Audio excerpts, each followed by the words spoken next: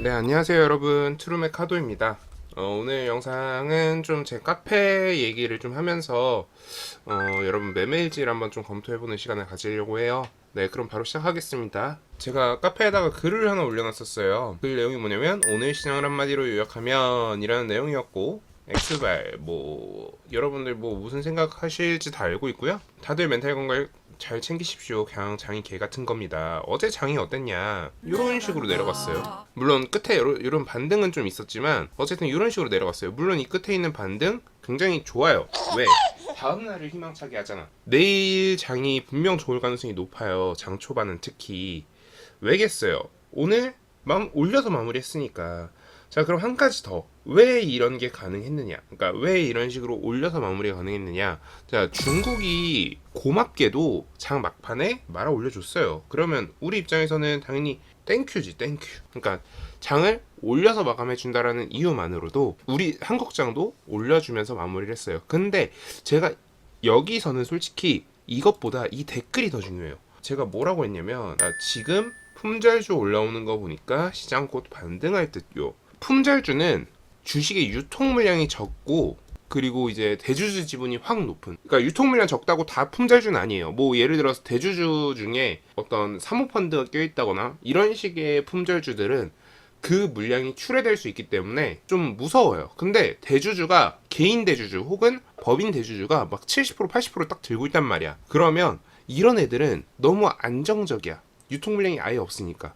자, 그래서 이런 종목들이 특히 시가총액이 적으면 시장이 안 좋을 때 글로 수급이 몰려요. 왜? 천하제일 단타 대회를 하기 위해서. 그러면 이 친구들이 시장 가장 안 좋을 때, 가장 안 좋을 때 올라오기 시작한다고요. 자, 그러면 우리가 이제 가장이라는 표현을 생각을 해야 되는데, 가장 안 좋을 때가 어디냐면 심리적으로 공포스러운 요구간이에요, 요구간. 그러니까 요구간에서는 반반이야, 사람들이. 반은 이제 손절을 치려고 하고요. 반은 아씨 존버. 심지어 여기서 추매를 외치는 사람도 있어요. 근데 요구간에 내려오잖아요. 심지어 이제 변곡이 줄어들고 있는 시기야. 근데 사람들이 무슨 걱정을 하냐면 이럴 때 2차 딥을 걱정을 해요. 그러니까 이때부터 이제 품절주가 올라올 수 있는 거예요. 바꿔 말하면 품절주가 올라오는 시기에는 꼭 2차 딥이 있지 않느냐라는 얘기를 하실 수 있는데, 간단해요. 이런 2차 딥이 있는 경우에 품절주조차 안 올라와요.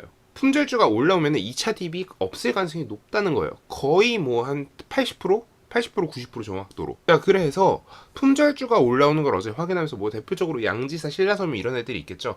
이런 친구들이 올라오는 걸 제가 확인하면서 이제 시장이 곧 반등하겠구나라는 얘기를 했던 겁니다. 그러니까 여러분들이 앞으로 제가 없더라도 이런 되게 기본적인 거는 좀 알아두실 수 있지 않을까? 약간 그런 생각이 들더라고요. 그래서 제가 여러분들한테 딱히 짚어주지 않더라도 여러분들도 직접 이런 거에 대한 해결책 정도는 스스로 생각해 볼 수 있지 않을까라는 말씀을 드리고요.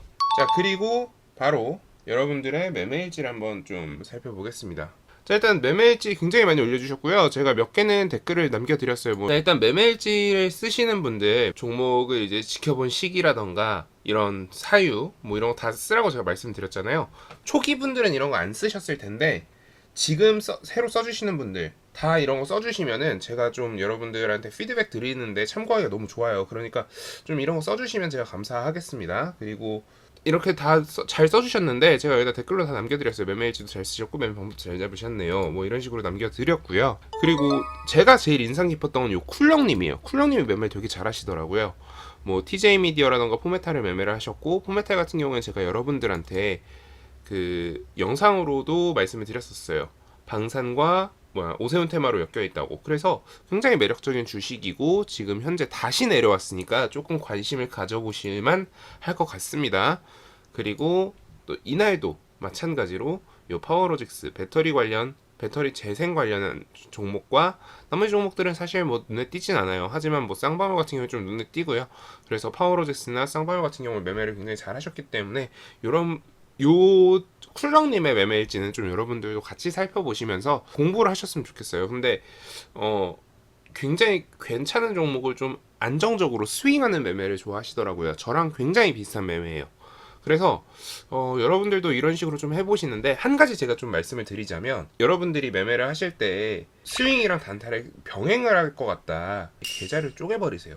스윙이랑 단타가 한 계좌에 찍혀 있으면요, 본인이 뭘 잘하는지 그 수익률에 대한 왜곡이 생겨요.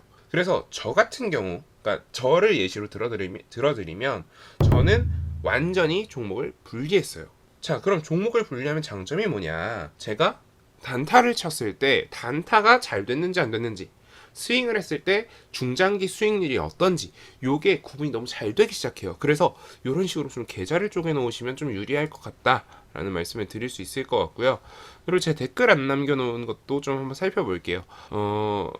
여기 다 남겨놓은 것 같아요. 뭐 어땠는지에 대해서 다 남겨놓은 것 같은데, 제가 아직 안 남겨놓은 댓글, 뭐 드래곤플라이랑 동신건설을 스윙하셨다.